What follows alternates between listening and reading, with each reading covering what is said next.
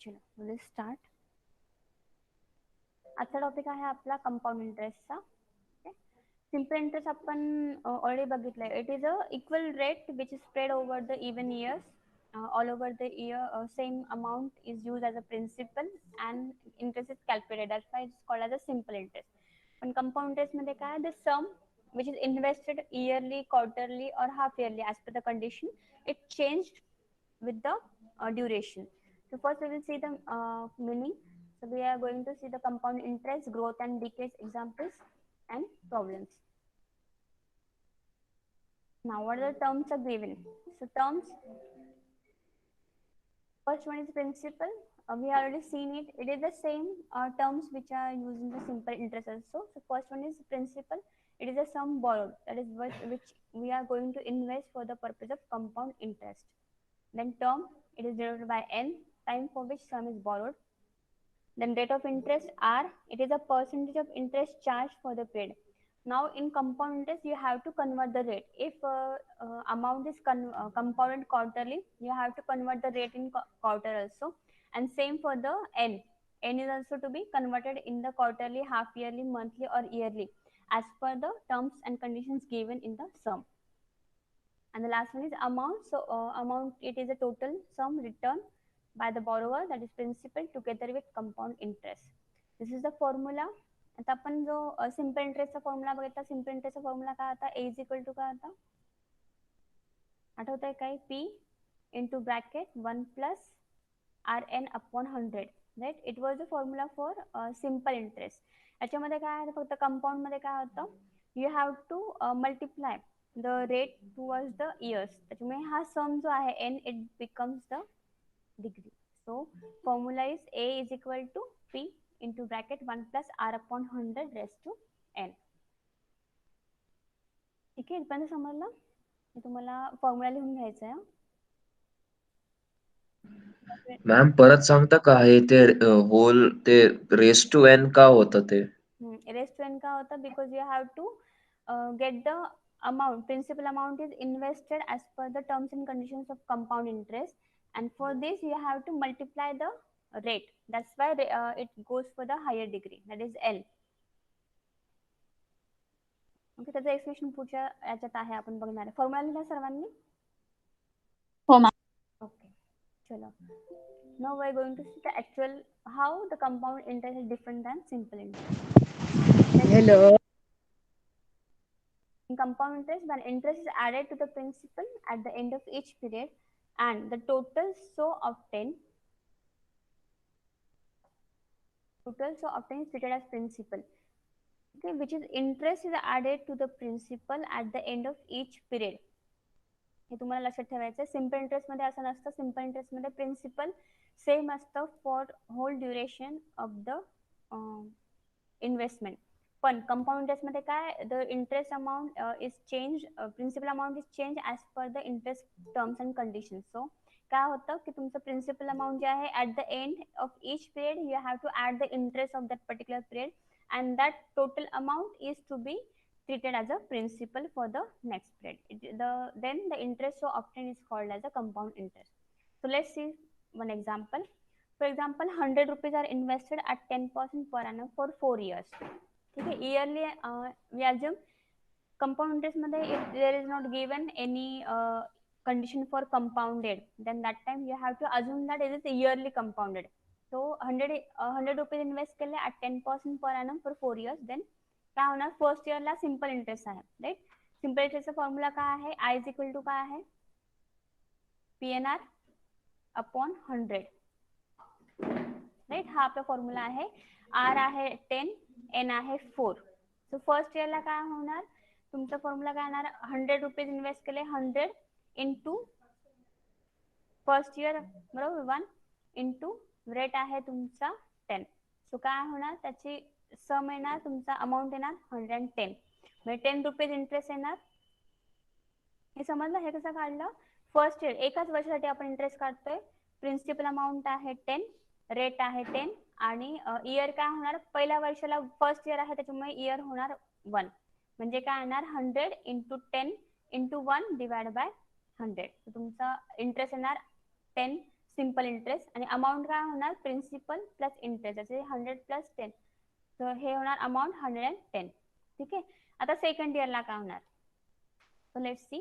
Second इयरला काय होणार, कंपाऊंड इंटरेस्ट मध्ये this amount, total amount of first,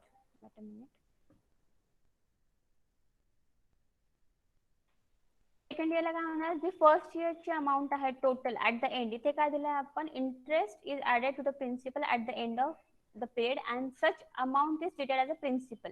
म्हणजे जी अमाऊंट ए आहे तर ती अमाऊंट तुमची नेक्स्ट इयरला काय होणार, प्रिन्सिपल होणार. ठीक आहे, कंपाऊंड इंटरेस्ट मध्ये. म्हणजे काय होणार, ह्या फॉर्म्युल्यामध्ये पी ची अमाऊंट होणार 110 into 10 rate into 1, second year आहे, एका वर्षासाठी काढायचं इंटू 1 डिवाइड बाय 100, सो तुमचा इंटरेस्ट येणार 11. म्हणजे अमाऊंट काय होणार 110 प्लस 11 121. इथपर्यंत समजलं. हे आपण अजून सिम्पल इंटरेस्टनेच करतोय.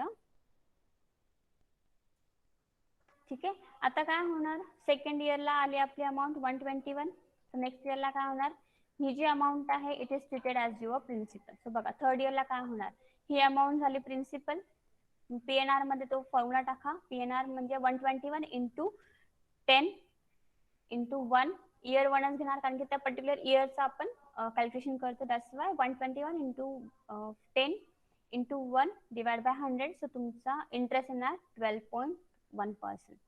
सो म्हणजे अमाऊंट काय होणार, पी प्लस आय 121 प्लस 12.1, म्हणजे तुमची अमाऊंट येणार 133.1. नंतर फोर्थ इयरला काय होणार, ही जी तुमची अमाऊंट आहे it will become your principal. ही अमाऊंट येणार तुमची प्रिन्सिपल. झालं. परत आपण पीएनआर ने काढणार आणि मग तुमची अमाऊंट इंटरेस्ट येणार 13.31, मग ए येणार 46.41. आता एवढी प्रोसेस करण्यासाठी तुम्हाला प्रत्येक स्टेजला simple interest you have to calculate. So instead of it compound इंटरेस्टचा फॉर्म्युला त्यांनी डिफाईन केलेला आहे. म्हणजेच काय आहे, टोटल इंटरेस्ट किती झाला आपला, हा 10 राईट, हा 11, 10 plus 11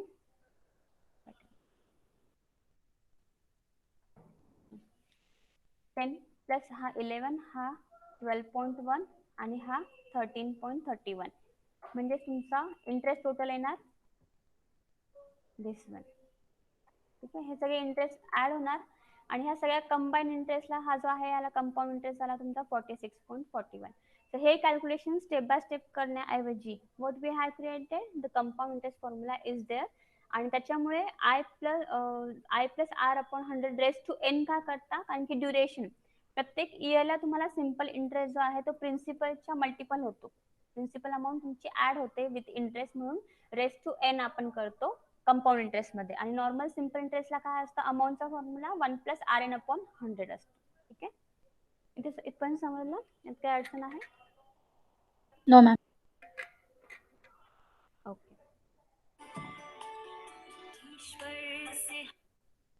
now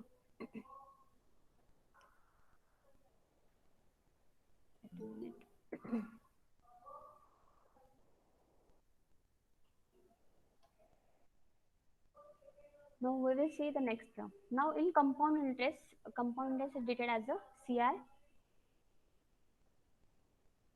Okay, you have to write this formula. So CI is equal to P into bracket 1 plus R upon 100 raised to n minus 1. Why this formula is here?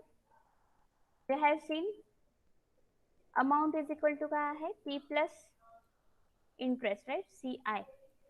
So CI काय होणार, amount minus CI इकडे आहे म्हणजे P इकडे येणार, minus येणार, so it becomes A minus P.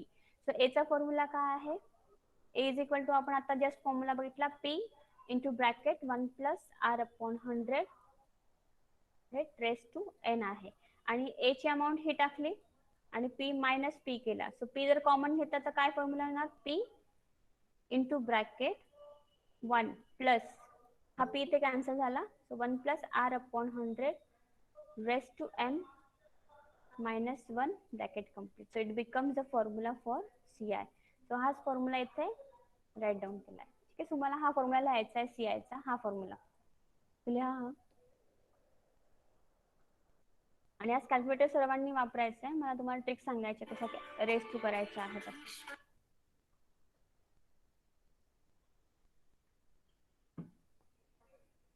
तोपर्यंत मी just एक कॉल घेते अर्जंट. फॉर्म्युला लिहून झाल्यानंतर मला फक्त तुम्ही सांगा.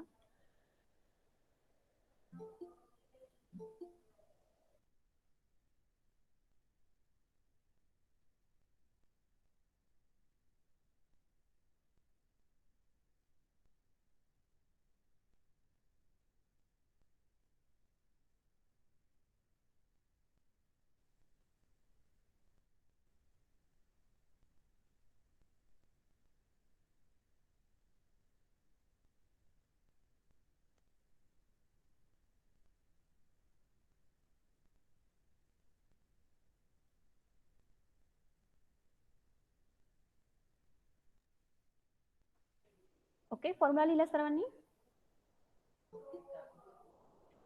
हो मॅम.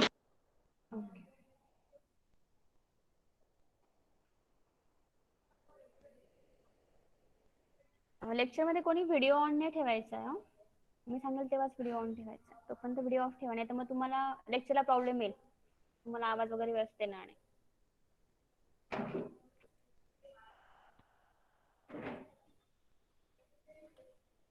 ठीक आहे, फॉर्म्युला लिहिला? एक मिनिट, खूपच क्लिअर वाटत.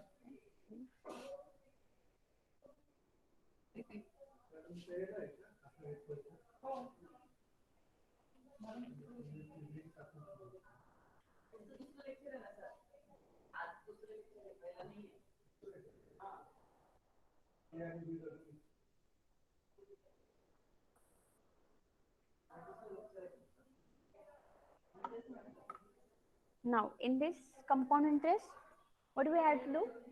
We have to change the rate and it is to be converted as the same denomination of duration. It means if a compound interest condition is given that compounded quarterly. So quarterly asset, you have to convert n and r, both the values. So let's see. It is decided on the basis of amount invested on which term, that is yearly, monthly, half yearly or quarterly. So let's see. If it is n is in years, then r काय होणार? R will be in percentage per annum, म्हणजे yearly rate applicable होणार. ठीक आहे. Second आहे, if n is in months, तर r पण आपल्याला काय करणार? मंथ्स मध्ये कन्वर्ट करावं लागणार. मंथ्स मध्ये कन्वर्ट करायचं असेल तर 1 year is equal to काय होणार? 12 months आहेत, right. So you have to divide r by particular months. नंतर आहे n आहे, इफ n इज क्वार्टरली, मग काय करावं लागणार? r पण तुम्हाला क्वार्टर मध्ये कन्वर्ट करावं लागणार. आणि जर months 3 months is equal to 1 quarter असतं, म्हणजे एका इयर मध्ये 4 क्वार्टर्स असतात. सो रेटला तुम्हाला डिवाइड बाय 4 करावा लागणार आणि n जो आहे n ला तुम्हाला मल्टिप्लाय बाय 4 करावा लागणार. हे लक्षात राहू द्यायचं फक्त. हे आपण सम्स मध्ये बघणार आहे. आणि जर n हाफ इयरली असेल तर काय करणार? n ला मल्टिप्लाय करावं लागणार. एका वर्षामध्ये किती हाफ इयर्स असतात? ऑब्विसली 2 असणार, राईट. सो काय होणार? n ला तुम्हाला काय करावं लागणार? मल्टिप्लाय बाय 2 आणि r ला डिवाइड बाय 2 करावं लागणार. So that you will get the effective compound interest rate. तुम्हाला समजलं? परत रिपीट करू? परत सांगू काय? मॅम परत सांगा ना. Wait a minute. त्याच्यामध्ये काय आहे? You have to change the rate. Compound interest मध्येच फक्त रेट आणि n याच्यामध्ये चेंजेस करायचे असतात. तर हे चेंजेस कसे करायचे? तुमच्या टर्म्स कंडिशन्स प्रमाणे you have to change the rate and duration. मग रेट चेंज करताना नेहमी डिवाइड करायचं, म्हणजे डिवाइड बाय करायचं, आणि n असेल तर मल्टिप्लाय करायचं तेवढ्या ड्युरेशनला. आता फर्स्ट केस मध्ये बघा, n काय जर इयर्स मध्ये असेल तर r पण काय पाहिजे? इयर्स मध्ये पाहिजे, इयरली रेट पाहिजे. ठीक आहे. सो n इन इयर्स असेल तर r it should be in yearly, म्हणजे पर्सेंटेज पर एनम पाहिजे. If n is in months, तर मंथ्स मध्ये काय असणार तुमचं? एका वर्षामध्ये किती मंथ्स असतात? 12 मंथ्स असतात, राईट. सो जर n तुम्हाला चेंज करायचं असेल तर n इंटू किती मंथ्स दिलेले आहे ते तुम्हाला मंथ्स ने मल्टिप्लाय करावं लागेल. जेवढे असतील इयर असतील तर इंटू 12 करावं लागणार. So that you will get the n duration in the terms of months. आणि r काय करावं लागणार? डिवाइड बाय 12 करावं लागणार, म्हणजे तुम्हाला काय येणार? इफेक्टिव्ह रेट येणार पर मंथ. ठीक आहे. म्हणजे मंथ्स असेल तर 12 येणार, 12 ने डिवाइड किंवा मल्टिप्लाय होणार. क्वार्टरली असेल तर काय आहे? 3 months इक्वल टू 1 क्वार्टर असतं, म्हणजे एका इयर मध्ये 4 क्वार्टर्स असतात. So you have to convert n into 4 केलं तुम्हाला तेवढे क्वार्टर्स येणार, आणि r डिवाइड बाय 4 केला तर तो रेट पर क्वार्टर येणार. आणि nचं काय? नंतर हाफ इयरली असेल तर काय होणार? एका इयर मध्ये काय असतात? हाफ करायचं म्हणजे निम्मे निम्मे, राईट. सो 1 वर्ष 2 मध्ये डिवाइड होऊ शकतो, म्हणजे त्याला मल्टिप्लाय बाय 2 येणार एन ला, so that you will get the duration in half yearly. आणि सेम रेट आहे, रेट डिवाइड बाय 2 येणार, म्हणजे you will get the rate per half year. ठीक आहे, हे लिहायची गरज नाही, हे आपले जसं सम्स येतील त्याच्याप्रमाणे तुम्हाला चेकआउट करता येते. तसं मी पीपीटी तुम्हाला ऑलरेडी शेअर करणार आहे. हे समजलं. ड्युरेशन काय करायचं, रेट आणि ड्युरेशन तुम्हाला चेंज करायचं आहे for the purpose of compound interest only. Simple इंटरेस्टला चेंज करायची गरज पडत नाही. कंपाऊंड इंटरेस्ट मध्ये कंपाऊंडिंग जे आहे it can be change yearly, monthly, quarterly. जसं आरडी असतं बघा, रिकरिंग डिपॉझिट असतात, किंवा सर्वात सोपं आहे बँकेमध्ये तुमचं जर सेव्हिंग अकाउंट असेल that time you will get the interest. तो इंटरेस्ट कसा मिळतो, क्वार्टरली मिळतो किंवा हाफ इयरली मिळतो. काही बँक्समध्ये 30 सप्टेंबरला देतात, काही बँक्समध्ये प्रत्येक क्वार्टर नंतर, म्हणजे जून मधलं 30 जून, 30 सप्टेंबर, 31 डिसेंबर आणि 31 मार्च, अशा 4 क्वार्टर्स मध्ये इंटरेस्ट मिळतो. That time the bank calculate interest on the basis of compound interest. म्हणजे जेवढी बॅलन्स तुमची क्वार्टर एंडला असेल ती तुमची प्रिन्सिपल असते, त्याच्यानुसार तुम्ही अमाऊंट कॅल्क्युलेट करता रेट ऑफ इंटरेस्ट नुसार, and that such amount of interest is created to your bank account. म्हणजे बँक्स असेल, एफडी फिक्स डिपॉझिट असतील, नंतर आरडी असतील, रिकरिंग डिपॉझिट असतील, that time we use the compound interest concept.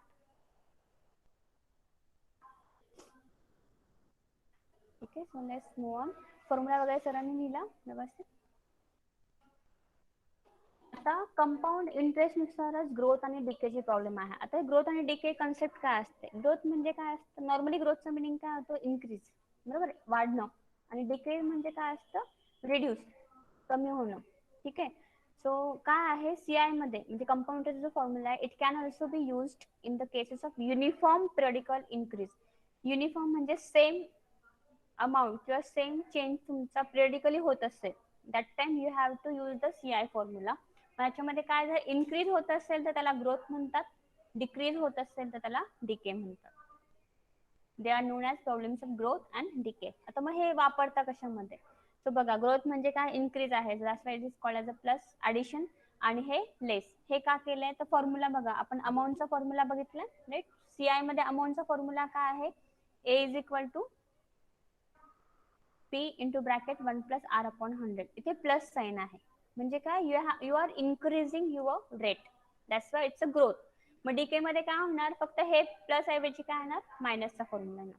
आणि इथे असते व्हॅल्यू, का बरं, कारण की हे डेप्रिसिएशनच्या केसमध्ये वापरतात. दॅट टाइम म्हणजे काय, डेप्रिसिएट होते व्हॅल्यू, आपण डब्ल्यूडीव्ही लिहितो.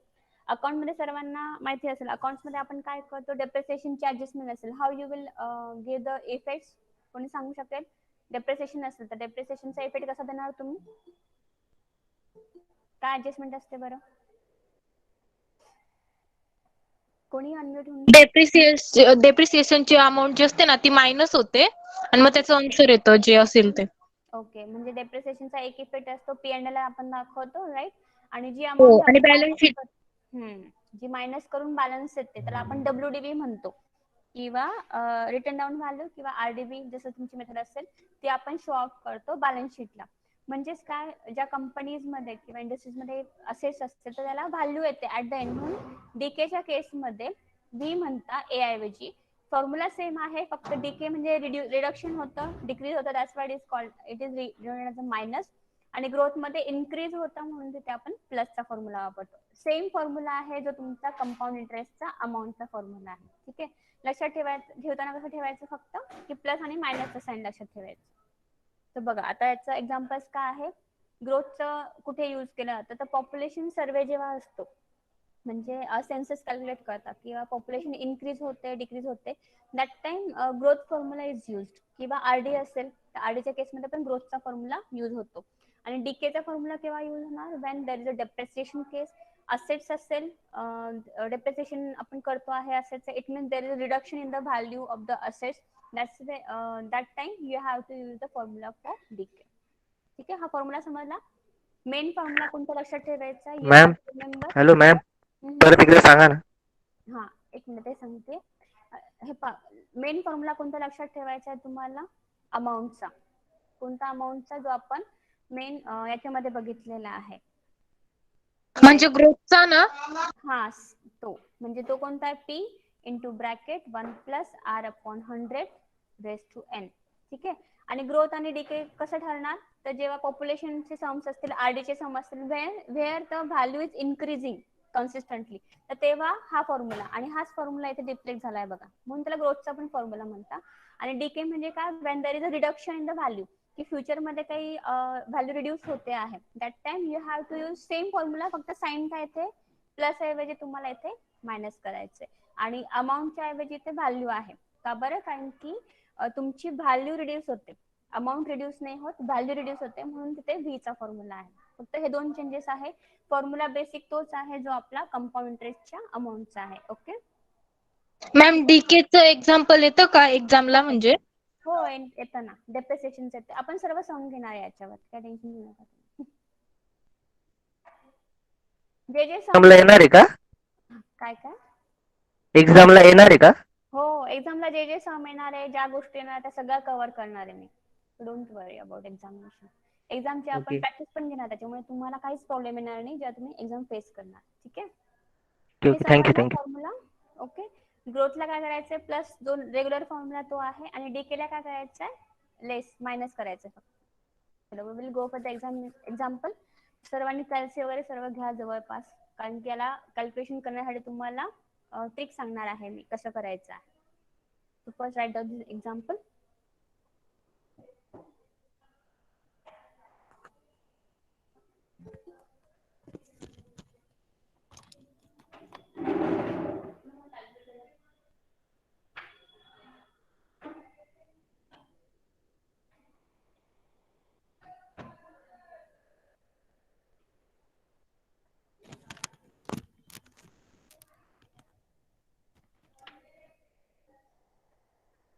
ओके, सम लिहिलं सर्वांनी? Yes ma'am. कॅल्सी जवळ घ्या, मी तुम्हाला सांगणार आहे की कॅल्क्युलेशन कसं करायचं आहे. सो फर्स्ट आपण काय लिहितो, गिवन दॅट. सो लिहा गिवन दॅट काय काय आहे. इथे काय दिलेलं आहे, 10,000 आहे, right. It's a find the compound interest. So we have to find out compound interest. So C I is equal to काय येणार, क्वेश्चन मार्क. ठीक आहे, ऑन 10,000 म्हणजे P is given 10,000 for 4 years, right. 4 years आहे, so it's duration N is equal to 4 years at 5%, म्हणजे 5% per annum. इथे काय दिलंय, compounded yearly. It means 5% rate काय आहे, per annum. First we have to check out N आणि R दोघांचं denomination same आहे का. एन काय आहे, इयर्स मध्ये आहे, राईट, आणि आर पण इयर्स मध्ये आहे. So no problem, we directly start with the solution. आता कंपाऊंड इंटरेस्टचा जो कंबाईंड फॉर्म्युला आहे मोठा, जो काय आपण बघितलाय, पी इंटू ब्रॅकेट 1 म्हणजे ब्रॅकेट 1 प्लस आर अपॉन 100, तो नाही वापरायचा, कारण की याच्यामध्ये कॉम्प्लिकेशन जास्त आहे आणि it will take much time. So instead of it compound interest कसा काढणार आपण, अमाऊंट मायनस प्रिन्सिपल. ठीक आहे, so first we will use the formula for amount. So अमाऊंटचा फॉर्म्युला काय आहे, आपण जस्ट बघितला, तो लिहा चला सर्वांनी. हा वापरू शकता किंवा अमाऊंटचा वापरू शकता, तुम्हाला जो वापरायचा तो तुम्ही यूज करा. आता मी दोन्ही मेथडने तुम्हाला सांगणार आहे. अमाऊंटचा फॉर्म्युला काय आहे, A is equal to P into bracket 1 plus R upon 100 raise to N. ठीक आहे, लिहा फॉर्म्युला सर्वांनी. इथे सम घेताना मी सीआय ने घेतलंय, सोल्युशन दोन्ही मेथडने घेतलंय. मॅथ्सला तुम्ही कसे केलं तरी आन्सर तुमचा अल्टिमेट सेम येणार आहे. फॉर्म्युला लिहिला सर्वांनी ए चा. आता हा फॉर्म्युला लिहिला, पी ची व्हॅल्यू टाकायची, आर ची व्हॅल्यू टाकायची आणि एन ची व्हॅल्यू टाकायची. So A is equal to काय येणार, A is equal to P आहे 10,000, तर 10,000 ब्रॅकेट मध्ये 1 प्लस आर किती आहे 5, don't take percentage, only take amount value 5, आणि divide by 100 raise to 4. 4 years आहे, सो रेस टू 4. इथपर्यंत. नेक्स्ट स्टेप काय येणार बघा, 10,000 आधीच राहणार. मार्क्सच्या याच्यामध्ये नेहमी लक्षात ठेवायचं, पहिले ब्रॅकेट सॉल्व्ह करायची. सो ब्रॅकेट मध्ये आता हे काय 1 प्लस 5 अपॉन 100 आहे, सो 100 इकडे मल्टिप्लाय होणार, इट बिकम्स 100, म्हणजे 100 प्लस 5, सो काय झालं हे 105. सो 105 डिवाइड बाय 100 म्हणजे किती झालं बघा, तर कॅल्सीवर किती आहे, 105 डिवाइड बाय 100. मॅम आन्सर काय आहे? एक मिनिट. 2200 आहे का? नाही,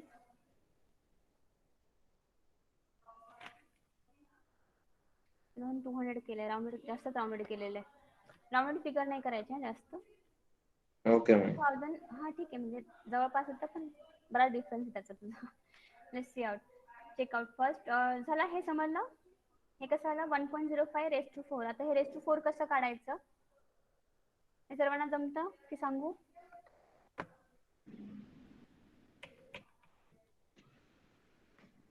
सांगा मॅम. इथपर्यंत सगळ्यांना समजून आलं?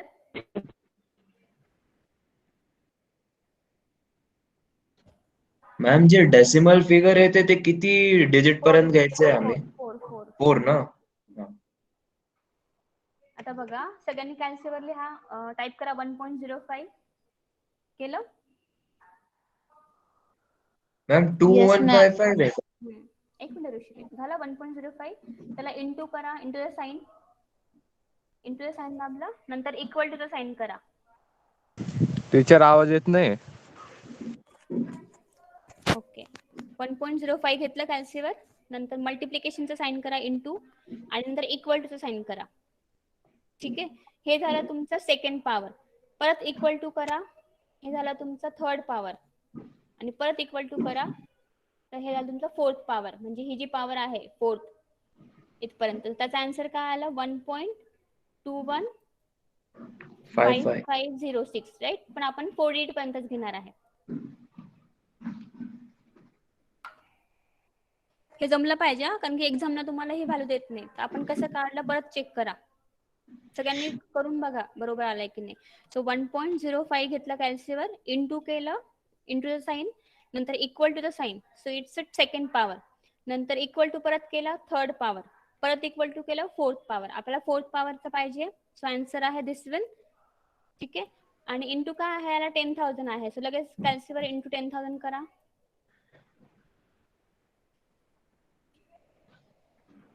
So you will get the amount that is 12,155.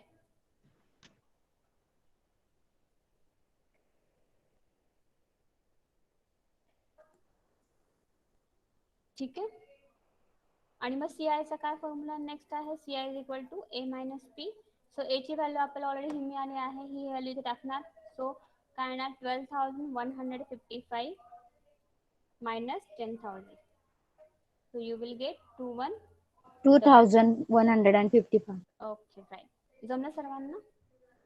Yes, ma'am. Very nice.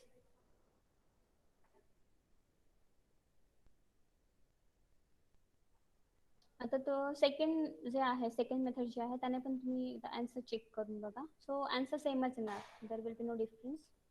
जसं मॅथ्सची ब्युटी तुम्हाला मी सांगितलं की मॅथ्समध्ये तुम्ही कसंही केलं तरी प्रोसेस तुमची answer last ultimate answer will be same. So बघा त्यामध्ये काय सेम आहे, फक्त 10,000 एक्स्ट्रा केले आपण. CIचा फॉर्म्युला वापरलाय म्हणून डायरेक्ट CI 2155.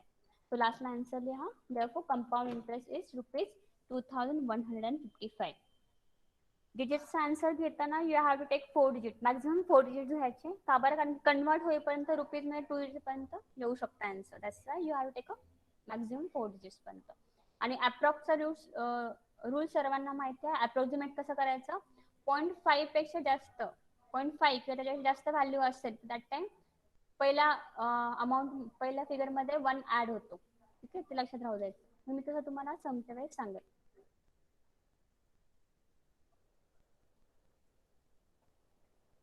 ठीक आहे, चलो आता आपण नेक्स्ट सम बघूया. सो लिहा है, find the compound interest on 5,000 for 5 years at 4% compounded yearly. तो करा है, ट्राय करा. येत आहे. फर्स्ट नेहमी गिवन दॅट लिहायचं.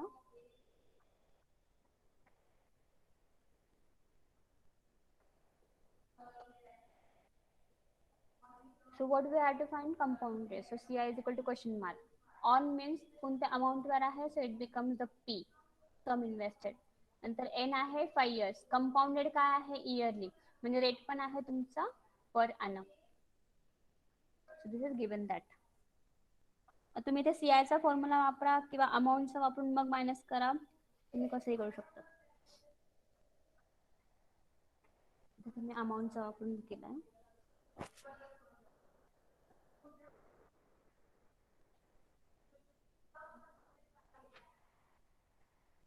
पहिले मला अमाऊंटची व्हॅल्यू सांगायची आहे.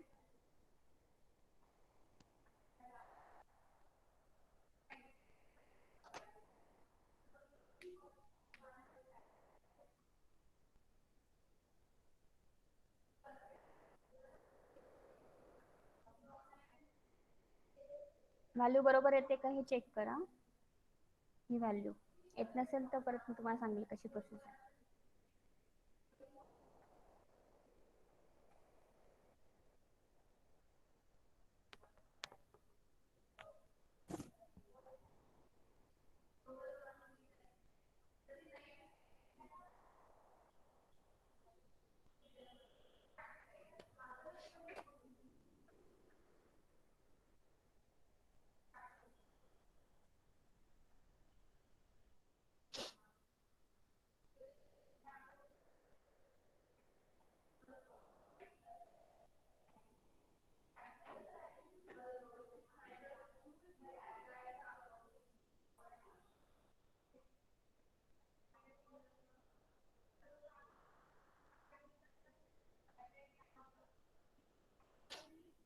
अमाऊंट बघा बरोबर आली का एवढी 6083.264.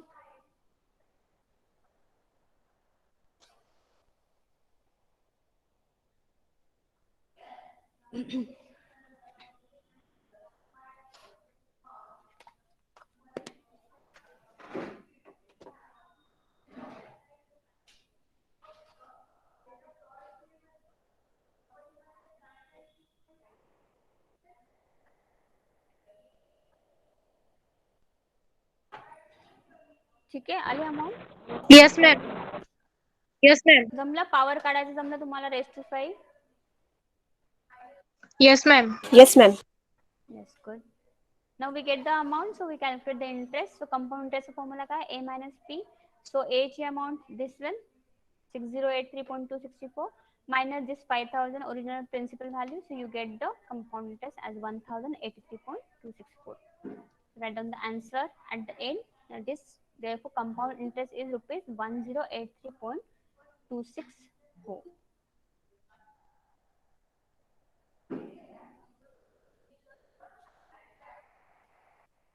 So let's move forward. Now third example. Write down. Find the amount of rupees 4500 at 12% per annum in 4 years, compounded half yearly.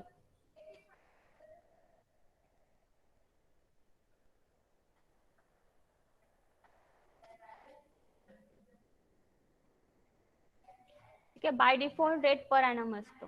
It means per annum means yearly rate दिलेला आहे, N पण years मध्ये दिलाय, पण compounded कसं आहे, it is half yearly. So you have to convert N also and R also. So let's see what is given that. So P amount which is invested, it is 4500. It's a P. Then N is 4 years, right? But we have to convert in half years. So 1 year is equal to 2 half years. So 4 is multiplied by 8 or 2. So we get the answer of 8. So N is equal to 8 half years.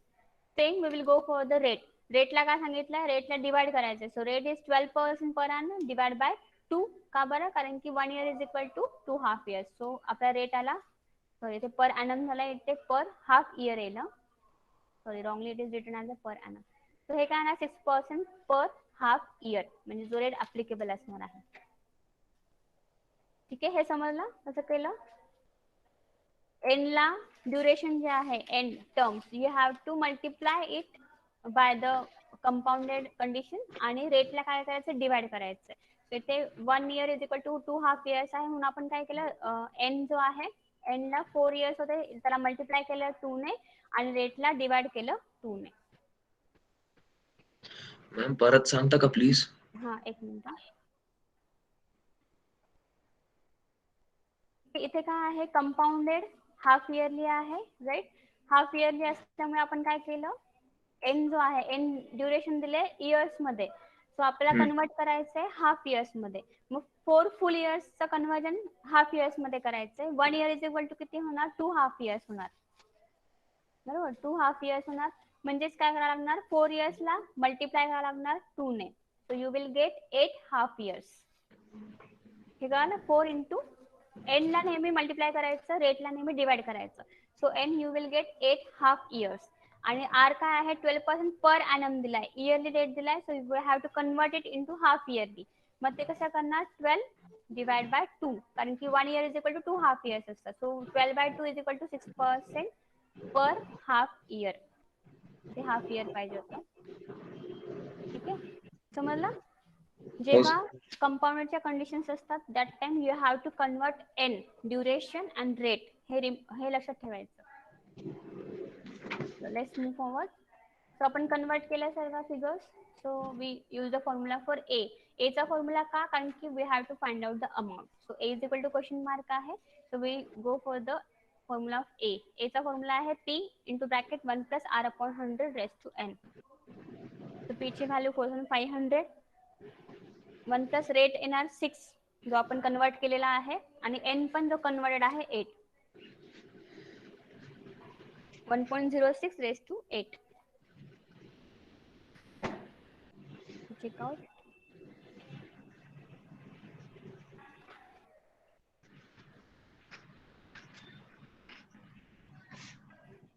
हे amount बरोबर यायला पाहिजे. तुम्ही check करा. ज्याला जमणार नाही त्याने हळूहळू करा, काही घाई नाही आपल्याला.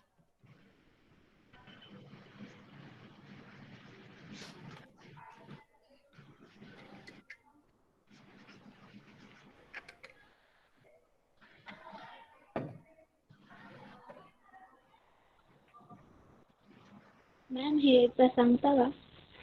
हो, पॉवरचं कॅल्क्युलेशन का? हो हो.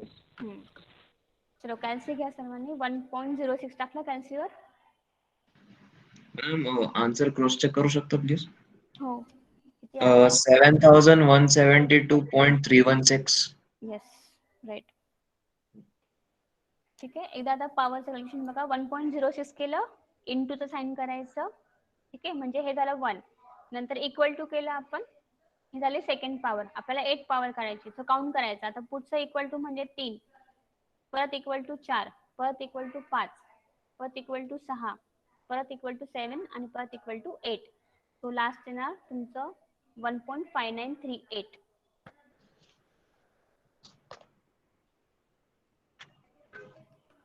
ठीक आहे, आणि इंटू मग त्याला डायरेक्ट 4500 करायचे. सो 7172.3163. दॅट इज 7172.362 अमाऊंट आहे. त्याच्यामुळे तुम्ही डोनेट बंद करू शकता किंवा राउंडेड फिगर केली तरी चालेल. मैम मेरा तो कुछ समथिंग अलग ही आ रहा है. 7.75 1.815. पावर चेक करो. 1.06 की पावर राइट क्लिक इतनी आएगी आंसर. देखो चेक करना. नहीं मॅम 7172.1 आलंय. येस येस, चालेल चालेल. पॉईंटच्या पुढे फिगर्स चालतील डिफरंट. आता ज्यांचं आन्सर हे नाही आलंय, कोणतं वेट अ मिनिट, हे यांनी पावर चेक करा. पावरचं कॅल्क्युलेशन चुकलेलं असेल तुमचं. 1.06 इंटू केल्यानंतर जेव्हा तुम्ही फर्स्ट टाइम इक्वल टू दाबणार ती सेकंड पॉवर असते, आणि त्याच्या पुढे after that at time you repeat the equation as a equal to, that will be increase the power. So 1.06 into, then first equal to is equal to second power, then again equal to third one, again equal to 4, again equal to 5. So up till the counting of 8 you have to repeat the transaction. Ma'am but मैंने 1.06 डाला, फिर उसके बाद into KIA, फिर इजिकल to डाला, तो direct third power आ रहा है. हाँ, वो थर्ड दिखेगा वहाँ पे. थर्ड पावर नहीं, थर्ड ट्रांजैक्शन है वहाँ पे जो दिखता है. अभी आपने जो बोला थर्ड दिखता है, तो वहाँ पे जब तक 9 नहीं आता, you have to repeat the equal to sign. So go for it, check out. अच्छा, चेक करो. मैं I will wait for it. हाँ 1.5938. There is a Right. on calculation you will get the 9 power. Why? Because we have repeated the first transaction. So that's why it's 1 plus transaction. So 1.5938. So it is another trick. If you don't remember how many times you have keep the equal to sign, then you will check out for the Yes. amount. Okay. The amount is 7172. Go for the next example.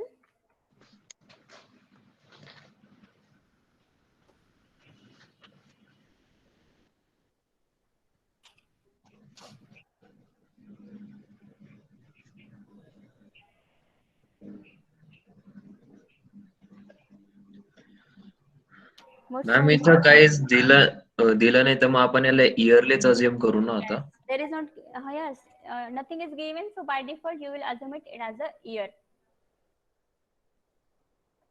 and that is also given in years. No problem, or no need to convert the rate and rate and duration. So what is given? What sum will amount to? Now here they are not given the sum. You have to check out what sum will amount to आहे. It means you have to find out sum, and given is your amount.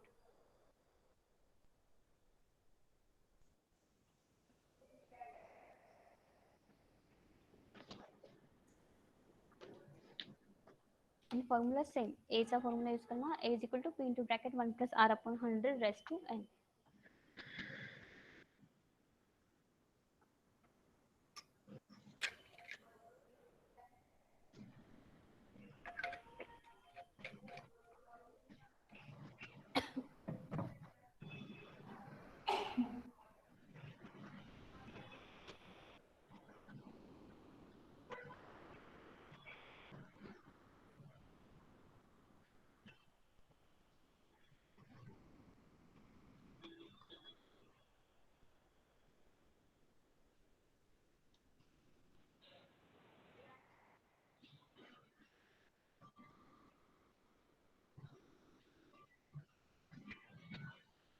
So you may check the answer.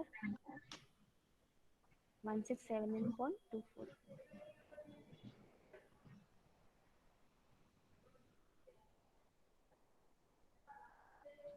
Ma'am काय answer म्हटले? स्क्रीनवर आहे बघा 1679.24. हो आलो. सर्वांनी check करा आलाय का? आलं मॅम. Okay good. सर्वांना जमलं? फक्त पॉवरचं calculation you have to remember the steps. बाकी इझी आहे फॉर्म्युला. आणि मॅथ्ससाठी काय करायचं आहे, you have to make one notebook और one separate page on which you have to write all formula so that you can memorise all the formula at the time of examination. Okay, so everyone get the answer. That is sum invested is rupees 1679.24.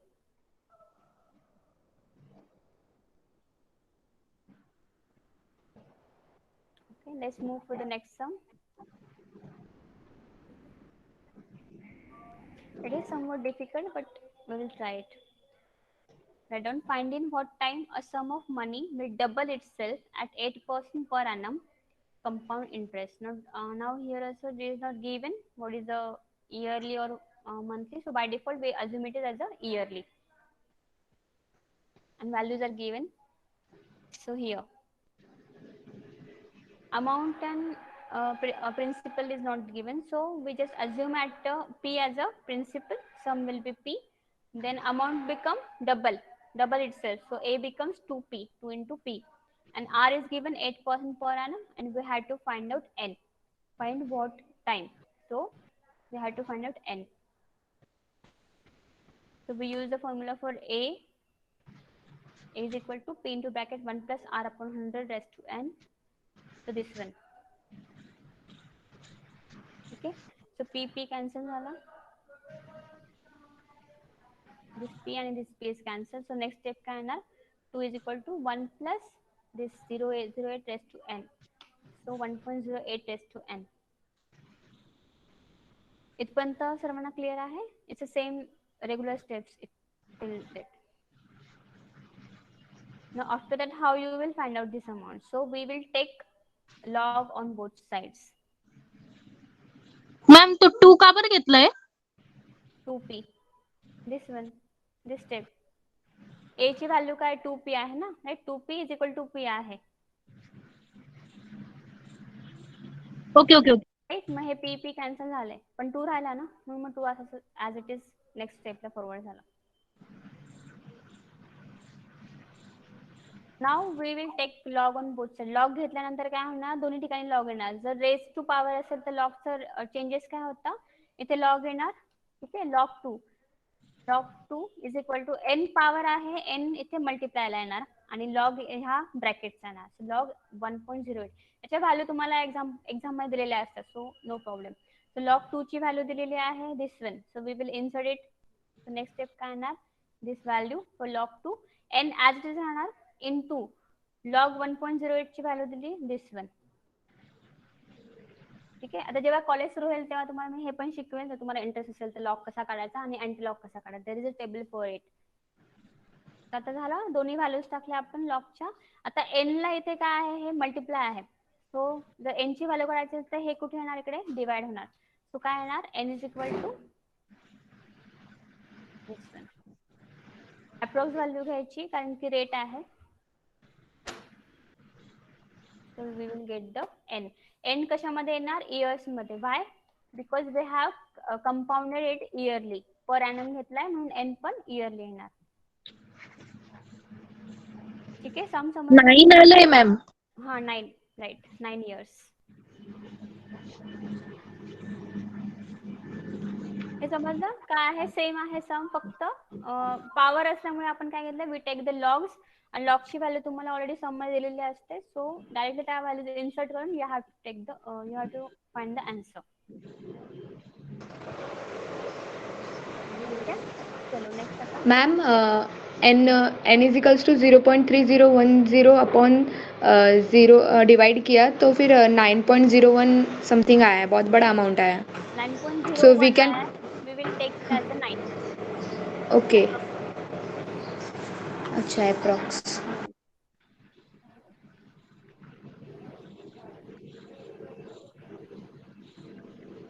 Okay, everyone understand the sum? I hope everyone. Ma'am college open होने के बाद आप starting से फिर से पढ़ाओगे ये सारा? जो difficulty होगी मैं नहीं पढ़ाऊंगी, because many sums are there and I cannot explain in between, for which I need work present there. So I will take the Yes. video also, and that time if you have any difficulties I will sort out at the time. Okay ma'am. Let's move forward now. Next sum. Ma'am it's 11 AM right now. अभी आगे का lecture है ना. Wait a minute, I will check it. Oh, ठीक है ठीक है. Ma'am आप ये पीडीएफ सेंड करने वाले हो? हाँ करूंगी, पर अभी यहाँ पे सम रह गए, so I will send it, but just take out after for the next lecture. If there is a tomorrow we have a lecture, then I will continue this lecture. Okay. Okay. Yeah. Thank you everyone. You can leave the meeting.